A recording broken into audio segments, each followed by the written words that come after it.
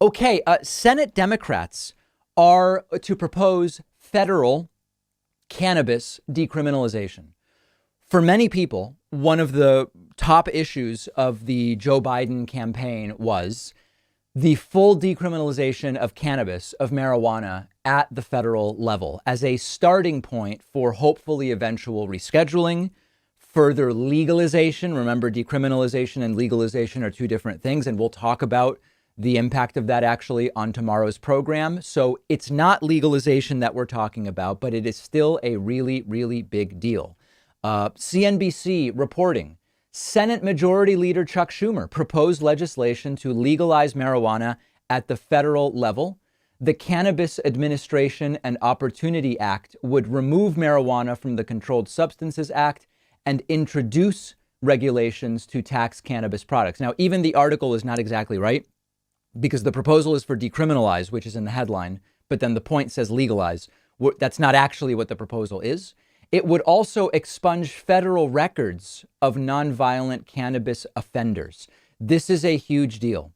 This was proposed yesterday, and the idea here is start laying the groundwork to ease legislation that, while it may not, in the way that it is written, disproportionately target poor people and people of color. In practice, that's what the war on drugs has done. And we know, because we've heard from the people who were involved in the creation of the current infrastructure we have around the criminality of drugs, that was actually the goal. The war on drugs was I sort of want to say racially tinged, but that's not really strong enough.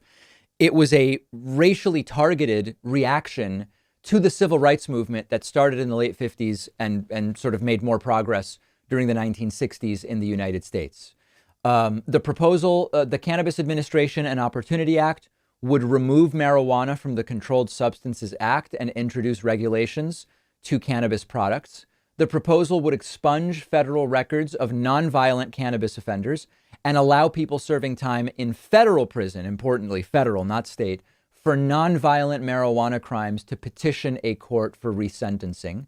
The plan would also create an opportunity trust fund from new cannabis tax revenue in order to invest in programs for communities most affected by the, quote, failed war on drugs, according to a draft of the bill.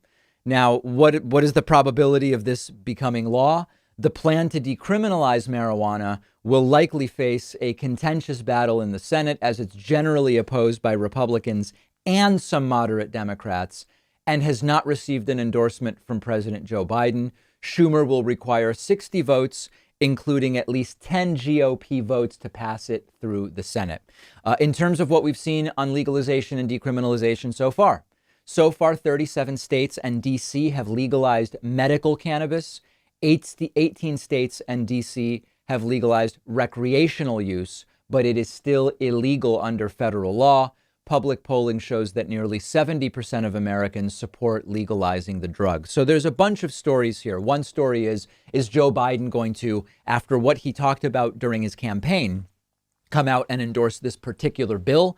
As many of you know, in politics, often you campaign on supporting an idea, and then when a bill is put forth that would make that idea a reality, oftentimes politicians will say, well, this particular bill as written has this problem, has that problem, and remains to be seen where Joe Biden is going to land on this particular bill. Number two, we have talked increasingly over the years about how in the United States, the policy desires of the American people as a whole often don't get made a reality. And this is for a number of different reasons. One reason is that our elected officials are far more conservative than the population at large. If you look at sort of the average political placement on the spectrum of at the federal level, senators and members of Congress, and you compare their positions on policy to those of the American people, for example, 70% support legalization, and yet we don't even know that we can get 60% of the Senate to say, yeah, I'll vote for this bill. That's one issue that we've talked about as well. So there's a number of different stories here. And we know that corporations and elites and the wealthy have outsized influence on what actually becomes law and what the legislative priorities are relative to just the average person. One stunning example of this is, of course, after the Sandy Hook school shooting during Barack Obama's presidency, which was now many years. I don't even know the number of years. It's way more. It feels way more recent than it actually is. There was like 88, 90% support for what's called universal background checks among the American people in the United States. And yet Democrats, who at the time controlled the White House, the House, and the Senate, were not able to get universal background checks made into law. And there's a ton of different reasons for why that is, and all of them corrosive to the idea of a representative democracy. But that's one example.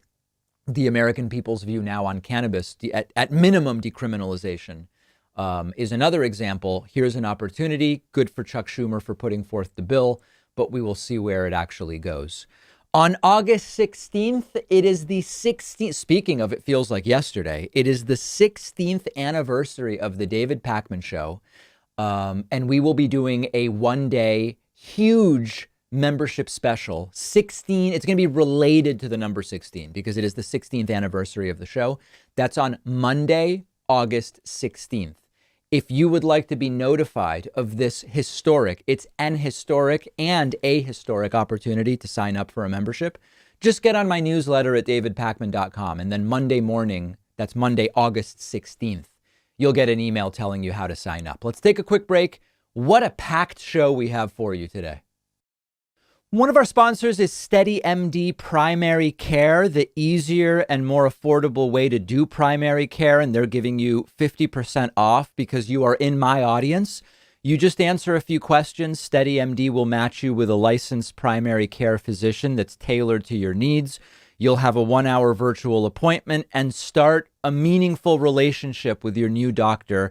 And from then on, your doctor will be available to you by text, phone, and video chat. It's not some random doctor on call. Your SteadyMD doctor has a limited number of patients. You get the attention you deserve, and they can help you with anything your primary care doc normally would. It's very cool how it works. You don't need insurance. It's just $99 a month, no other fees or copays for visits. Take the free quiz and see which doctor is a perfect fit for you.